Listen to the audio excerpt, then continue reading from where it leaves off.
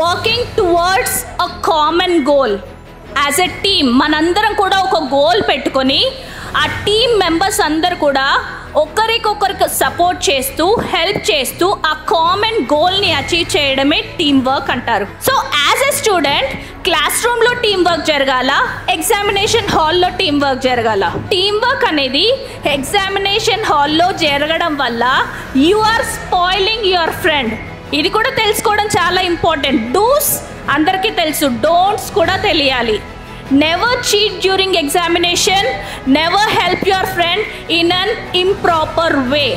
Rather than అలా చేయకుండా what you can do, help your friends as a team, do combined studies, teach them the concepts what you already learn.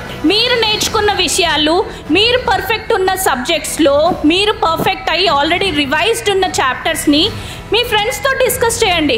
In the process of studying మీరు read చేసిన దాన్ని, read చేస్తూ లౌడ్గా చదివిన దాన్ని when you right it on a paper, and ఇవన్నీ చేయడం వల్ల knowledge acquire చేసింది ఒక ఎత్తు అయితే, మీరు ఇంకొకరికి టీచ్ చేస్తున్న క్రమంలో మీరు అక్వైర్ చేసిన knowledge always it will be stored in your LTM, అంటే లాంగ్ టర్మ్ మెమరీలో స్టోర్ అవుతుంది. అంటే మీరు ఎక్కువ రోజుల పాటు మీరు ఏదైనా గుర్తుపెట్టుకోవాలంటే ఏం చేయాలంటే ఆ విషయాన్ని as a team you discuss with your peers, with your friends.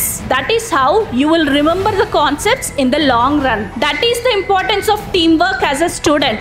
So it is not only during studies but also during your everyday activity. So it is always important for you as a student to develop teamwork and to mingle with each other.